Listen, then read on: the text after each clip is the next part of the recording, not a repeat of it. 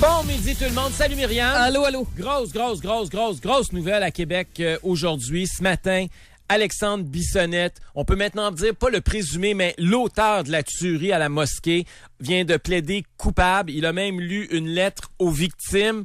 Il s'expose à 150 ans d'emprisonnement et il a quand même décidé de plaider coupable parce qu'il veut reconnaître, il fait acte de contrition, là, il reconnaît sa culpabilité. Il a fait un U-turn lundi. Donc, depuis lundi, les journalistes qui assistent au procès savent qu'il plaide coupable, sauf que il pouvait pas le dire. Il y avait une ordonnance de non-publication. L'ordonnance de non-publication restait en place tant qu'un psychiatre n'avait pas convaincu le juge qu'il était pleinement conscient de ce qu'il faisait au moment où il plaide coupable. Fait qu'il était mentalement équilibré pour prendre la décision, puis il était pas sous l'influence de la drogue ou de quelque substance que ce soit. Et là, il vient de lire, c'est tout chaud, là, il vient de sortir du palais de justice, il vient de lire il y a quelques minutes une lettre qui est adressée aux victimes, et ça va beaucoup faire jaser Myriam, entre autres, parce que, puis je vais lire le bout qui, je pense, est le plus signifiant, puis qui va être le plus repris. Il dit « J'ai honte de ce que j'ai fait, je ne sais pas pourquoi j'ai posé un geste insensé comme ça, et encore aujourd'hui, j'ai de la misère à y croire. » Mais il dit, sachez toutefois que contrairement à ce qui a été dit, je ne suis ni un terroriste, ni un islamophobe. Il explique qu'il était dans une situation de désespoir total, de grande noirceur. Il avait des pensées suicidaires et il a commis l'irréparable, mais c'était pas dans un esprit de terrorisme ou d'islamophobie. Ouais, mais pourquoi rentrer là plutôt que, je sais pas, moi je veux dire n'importe quoi, dans un centre d'achat, tu sais. Si on était rentré dans un centre d'achat, on aurait peut-être dit pourquoi là, pourquoi pas dans une mosquée. Ouais, mais tu sais, il y a quelque chose là qui, moi c'est les explications qui ont filtré jusqu'ici. Jonathan va être avec nous dans quelques instants. Il suit ça mot à mot. Il va pouvoir nous en dire plus là. Mais ça me laisse quand même un peu perplexe. J'aimerais ça qu'il m'explique pourquoi là. Pourquoi on l'a retrouvé sur la route roulant vers l'est sur Dufresne-Montmorency. Après, où allait-il à ce moment-là? À l'entrée du pont de l'île d'Orléans. Tu sais, qu'est-ce qu'il allait faire par là? Même s'il dit que c'est pas il était en désespoir, il a de la misère à croire lui-même ce qu'il a fait. Il devait y avoir à ce moment-là une certaine logique. Il y a toutes sortes de rumeurs qui avaient couru à Québec. C'est pourquoi moi j'avais dit, garde, attendons le procès, là, on va avoir de la lumière, on va pouvoir comprendre. Là. Ben, ça dépend. Là, il avait peut-être pas fini non plus sa déclaration quand on est entré en onde, c'est fini, là. Puis il y a encore des questions qu'on va peut-être entendre, des éclaircissements qu'on va peut-être entendre au moment des plaidoiries sur sentence. Il y avait des choses qu'on pouvait pas vous dire parce qu'il fallait pas faire dérailler le procès, il fallait pas contaminer un potentiel jury. Maintenant, évidemment, il y a plus d'interdit de publication, il y a plus de procès, donc il va y avoir une sentence. Tout ce qui reste à déterminer, c'est combien d'années il va passer à l'ombre. Il a expliqué aussi dans sa lettre, j'avais depuis longtemps des pensées et des idées suicidaires, une obsession avec la mort. Et ça, on le savait. Ça, on en avait entendu beaucoup parler que ce gars-là avait des problèmes psychologiques, qu'il vivait des moments de grande dépression. On pouvait pas le dire, mais c'était quelque chose qui était connu. Et c'était pas donc tout ça, là, puis même semble-t-il qu'il avait même déjà, ça il le dit pas ce matin, mais semble-t-il qu'il avait même déjà demandé de l'aide à ce niveau-là qu'il n'avait pas obtenu. Donc ça peut être un début de commencement de réponse. Là. Il y avait un problème de santé mentale à ce moment-là. Là. Tu sais, il y a peut-être maintenant que tout cela et que le processus judiciaire est quasi terminé. Il reste les plaidoiries sur sentence. Il reste la sentence. Peut-être que là, il y a un travail à faire, un travail journalistique pour répondre aux questions de façon plus précise. Quelle aide n'a-t-il pas obtenue? Quelle aide a-t-il demandé? Contre qui était-il enragé et pourquoi? Si c'est pas du terrorisme, si c'est pas de l'islamophobie, je pense que la communauté musulmane de Québec va être heureuse de savoir qu'elle n'était pas la cible. C'est une victime collatérale dans le sens où c'était une personne en détresse puis ça a tombé malheureusement sur eux. Je pense que c'est un peu ça sa déclaration semble dire. D'ailleurs, il s'est adressé directement aux victimes. Hein? Et il a tenté de s'excuser. Il a dit qu'il savait que ce qu'il avait fait était inexcusable, mais il tenait quand même à leur demander pardon. Mais s'il dit qu'au moment de faire de poser les gestes, il était en profonde dépression, est-ce que son avocat n'aurait pas dû lui dire de plaider l'aliénation mentale? C'est bizarre, hein? Quand tu lis sa lettre, on va croire qu'il est sincère, là. Il a l'air d'un gars qui a du repentir puis qui dit, gars, je vais subir les conséquences de mes actes. Il a l'air d'être responsable dans son délire. Il a accepté, il a pas négocié là, une sentence réduite, là. Non. Il a parlé au juge, il a dit, je suis coupable. Il l'a répété 12 fois en cours lundi. On va aller joindre notre collègue Jonathan Bernard en direct du Palais de justice de Québec. Salut, Jonathan. Salut. Donc là, qu'est-ce qui se passe? Est-ce qu'Alexandre Bissonnette vient de sortir du palais de justice au moment où on se parle ou il est encore là?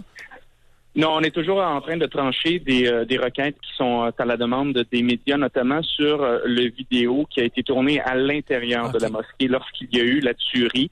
Parce que, les médias aimeraient obtenir copie, mais bien évidemment, on veut protéger. Il y a des enfants qui étaient à l'intérieur de la mosquée et du côté du ministère public, on se fait extrêmement prudent parce qu'on ne voudrait pas, justement, qu'il y a des tiers qui ont été impliqués, que l'on puisse les identifier. Il y a également, vous aurez compris, là, ce sera extrêmement sensible, extrêmement difficile à regarder. Donc, c'est ça pourquoi on veut prendre vraiment toutes les précautions. Donc, c'est ce qui se passe présentement en salle d'audience. Et Alexandre Bissonnette, tout comme les membres de la communauté musulmane de Québec, les proches des victimes et les parents de Bissonnette, écoutent ces débats présentement. Comment? Écoute, il a fait sa déclaration. Ce qu'on comprend, c'est qu'il dit qu'il n'est ni terroriste ni islamophobe. Il dit qu'il était dans la dépression, mais on comprend pas encore les motivations profondes de pourquoi il aurait fait ça. Ça reste c'est vraiment particulier parce que je sais pas si vous avez eu l'occasion avant que je me joigne à vous de lire la lettre qu'il a lue, mais il dit que il dit, c'est ça, qu'il ne comprend toujours pas pourquoi il a posé un geste insensé comme ça. Encore aujourd'hui, il dit avoir de la misère à y croire. Il a parlé d'idées suicidaires qu'il avait à se battre avec un démon qui l'aurait vaincu. Donc, c'est un peu ce qu'il nous a présenté. Sachez qu'on a appris dans les derniers jours, soit lundi dernier, que la théorie de cause que voulait avancer la défense était une de troubles de santé mentale. Donc, c'était ce que voulait avancer la défense, mais vraisemblablement, vous l'aurez compris, il n'y aura pas de procès. Donc, on n'ira pas de l'avant avec cette défense. Donc, là, ça met fin au procès. On va attendre, là, on va avoir la sentence dans 2 semaines à peu près. Oui, il va y avoir les représentations sur la peine. Vous comprendrez, comme c'est meurtre prémédité, c'est prison à vie. Maintenant, il reste à savoir si le juge décidera à ce que ces peines-là soient consécutives ou qu'elles soient concurrentes. Consécutives, sachez que le juge l'a mentionné, Alexandre Bissonnette, il pourrait être inadmissible à une libération d'ici 150 ans. Donc, vous avez compris que de son vivant, il pourrait jamais sortir de prison si le juge décidait d'y aller de l'avant avec ça. Mais... Donc, déjà, la défense a fait valoir qu'on pourrait s'en prendre à l'inconstitutionnalité de cette disposition. Oui, mais en plus, tu sais, ça, c'est le cas du pire cas, là, le gars qui admet rien, qui reconnaît rien, qui a pas de repentir, etc. Ce que Alexandre Bissonnette vient de manifester, c'est clairement du repentir. Mais oui.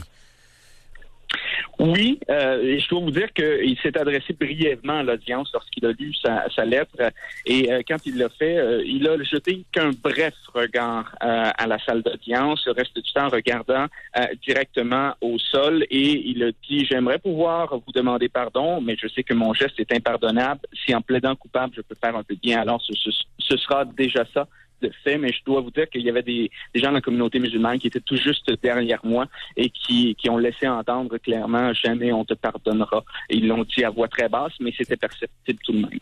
Il y a quand même des zones d'ombre qui restent sur cette histoire-là, notamment toutes sortes de rumeurs qui ont circulé à Québec. Par exemple, est-ce que son orientation sexuelle a quelque chose à voir avec son désespoir et la cible qu'il a choisie? Regardez, effectivement, il y a toutes sortes de choses qui ont circulé. Le procès aurait peut-être permis à ce que l'on en sache davantage sur tout ça et savoir quelle était la preuve que les policiers avaient présentée, étaient prêts à présenter. Sauf que là, vous aurez compris qu'il y aura des éléments de preuve qui seront présentés lors des représentations sur la peine, notamment le fameux vidéo dont je vous parlais, là, qui a été capté à l'intérieur de la mosquée. Donc peut-être qu'à ce moment-là, on en saura davantage, mais ce sera dans les prochaines seulement que l'on sera en mesure de vous dire. À compter du 10 avril, sachez-le, c'est à ce moment que l'on devrait débattre justement de la peine que pourrait encourir Alexandre Bissonnette. Mais je dois vous rappeler que d'emblée, comme il s'agit d'un meurtre prémédité, c'est prison à vie. Donc 25 ans, maintenant, c'est à savoir ce sera de façon consécutive concurrente. Écoute, tout le monde va réagir. Est-ce qu'on sait si la communauté musulmane de Québec va réagir à son plaidoyer de culpabilité? Oui, effectivement, ça sera fait dans les prochaines minutes, bien certainement. Le collègue Jean-Simon Buis est sur place au rez-de-chaussée ici au Palais de justice de Québec parce que vous aurez compris, il y a plusieurs personnes qui veulent me parler de tout ce qui s'est passé en salle d'audience parce que ça a été quand même particulier. Sachez que les plaidoyers de culpabilité ont été enregistrés lundi après-midi. Donc lundi Lundi matin, il répond 12 fois non coupable au juge. Et lundi après-midi, il dit, by the way, j'ai changé d'idée. Je suis coupable 12 fois. C'est en plein comme ça que ça s'est passé. Il a vraiment pris tout le monde par surprise, mais ce que l'on a compris, c'est que ça faisait plusieurs semaines qu'il y pensait. C'est du moins ce que ses avocats ont mentionné. Par contre, ses avocats avaient pris une entente avec lui, soit d'attendre d'avoir l'entièreté de la preuve, ce qu'ils ont reçu dimanche, donc les derniers éléments de preuve, des éléments qu'il a été en mesure de consulter sur l'heure du dîner lundi, et c'est ce pourquoi, en début d'après-midi, soit à peine 5 heures après avoir plaidé non coupable, Alexandre Bissonnette a changé de cap complètement, a changé d'avis, a décidé de plaider coupable à l'ensemble des chefs, et ce pourquoi l'ordonnance de non-publication a été maintenue. Et ça, je veux être clair avec tout le monde, le juge l'a clairement expliqué. C'est pour éviter que dans quelques mois, quelques semaines, voire quelques années, il y a une planche qui retrousse. Ça, c'est les termes qu'il a employés, et qu'il y a un moment donné quelqu'un qui dise M. Bissonnette n'avait peut-être pas l'aptitude à subir son procès. Peut-être qu'il était sous influence de quoi que ce soit. Donc, il a vraiment voulu s'assurer que son plaidoyer était libre et volontaire. Et c'est ça pourquoi il a demandé à ce qu'il y ait un examen psychiatrique qui a été réalisé lundi soir dernier, directement au centre de détention de Québec. Et le docteur Sylvain Fauché est venu affirmer ce matin que Alexandre Bissonnette était en pleine possession de ses moyens lorsqu'il a livré ses plaidoyers. Et le juge, si j'ai bien compris, le canardé de questions dans le genre, êtes-vous sous l'influence d'une drogue? Oui. Êtes-vous sous médication? Êtes-vous conscient que vous risquez 150 ans de prison? Tu sais, le juge a eu l'air de lui mettre ça au pire, là. Effectivement, et je dois vous dire que lorsque le juge lui a posé la question « Pourquoi avez-vous changé, avez-vous cette décision qui est subite? » Eh bien, Alexandre Bissonnette, et je cite, a répondu « Ça fait longtemps que j'y pense. Dans mon cœur, c'est la décision que j'ai décidé de prendre, de plaider coupable à l'ensemble des accusations pour éviter un procès et éviter aux personnes touchées, aux victimes, de revivre cette tragédie. C'est une décision que j'ai mûrement réfléchie depuis longtemps. » Les parents de Bissonnette ont réagi comment? Regardez, ils étaient dans la salle lundi lorsqu'il a enregistré ses plaidoyers de culpabilité. La mère d'Alexandre Bissonnette, eh bien, avait une main au visage, la tête baissée, regardait son fils enregistrer ses plaidoyers de culpabilité. Son père, j'ai eu de la difficulté à le voir, mais il était également présent. Et aujourd'hui, ils étaient présents aussi, sauf que la salle était bondée à ce point qu'on avait de la difficulté à les voir au travers de la foule qui était réunie ce matin. Mais merci beaucoup, Jonathan. On va continuer de suivre ça toute la journée parce qu'il risque d'y avoir beaucoup de réactions en cours d'émission. Merci de nous avoir parlé. Parfait, au revoir. Au revoir. Est-ce que son avocat n'aurait pas dû lui dire de plaider l'aliénation mentale?